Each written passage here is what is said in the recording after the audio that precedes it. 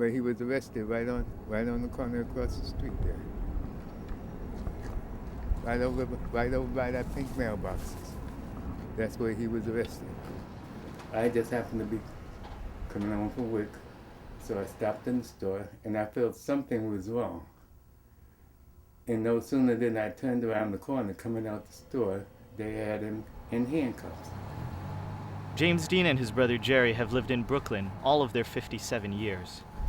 They said that he was arrested for possession. And for that possession, it was only $10 worth, but they gave him 2.5 years. Bed-Stuy lost more than just Jerry when he went upstate to serve his sentence.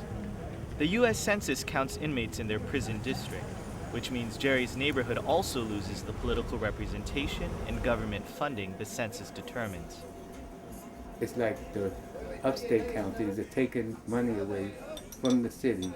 So why should we lose funding down here just to make them another district up there? Local leaders know what's at stake. Central Brooklyn has long struggled with low census returns, but this year, the community is pushing for a strong count. Where the dark brown is, that's us. I'm talking about black folks. Not only are we the worst in the state, not only are we the worst on the Northeast Coast, now I'm hearing we're the worst in the entire country. This black undercount has a long history.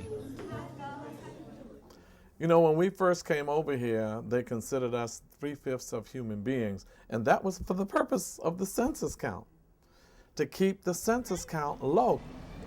But a strong count now would bring much needed resources. We're talking about additional housing, senior citizens housing. We're talking about more daycare centers, talking about Head Start program. We're talking about educational institutions that would be able to service the population. Those are kinds of things we're talking about. And also economic development. We've been like invisible people. They've been neglecting us, ignoring us. You have the power now to say, hey, I am somebody. I shall be counted. Stand up and do it. We will be empowered.